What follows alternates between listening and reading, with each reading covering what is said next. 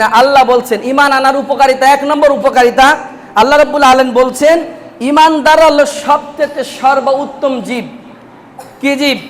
পৃথিবীতে আল্লাহ অসংখ্য জীব সৃষ্টি করেছেন, এর ভিতরে সবচেয়ে উৎকৃষ্ট এবং শ্রেষ্ঠ হলো ঈমানদাররা। কারা?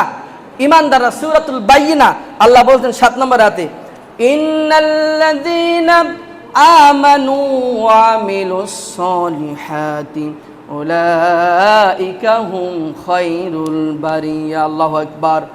আল্লাহ বললেন নিশ্চয় যারা ঈমান আনে আর নেক আমল করে এরাই হলো পৃথিবীর বুকের সবচেয়ে সর্বোত্তম সৃষ্টিজীব। বলে আল্লাহু আকবার।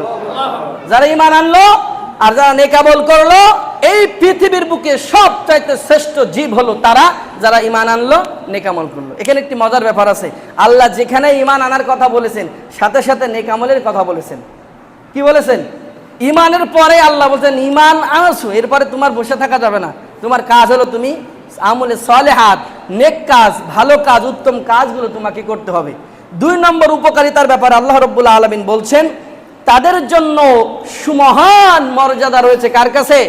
আল্লাহ রাব্বুল আলামিনের কাছে। আল্লাহ বলছেন সূরাতুত তাহা আয়াত নম্বর 75, ওয়ামান ইয়াতিহি মুমিনান ক্বাদ আমিলাস সলিহাতি ফাউলাইকা লাহুমুদ দারাজাতুল উলা।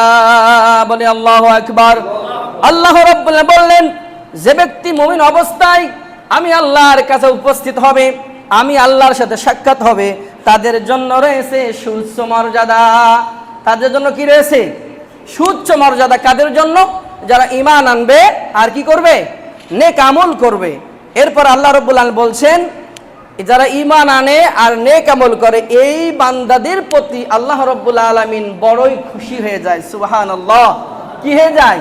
খুশি হয়ে যায়। রাদিয়াল্লাহু আনহুম আরাদু আন।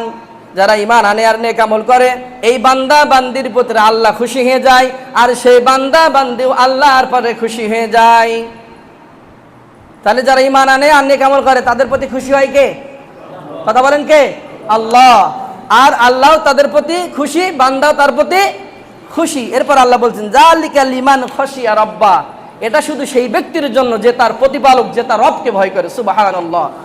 রবকে ভয় না করলে আপনি এই জিনিসটা হাসিল করতে পারবেন না।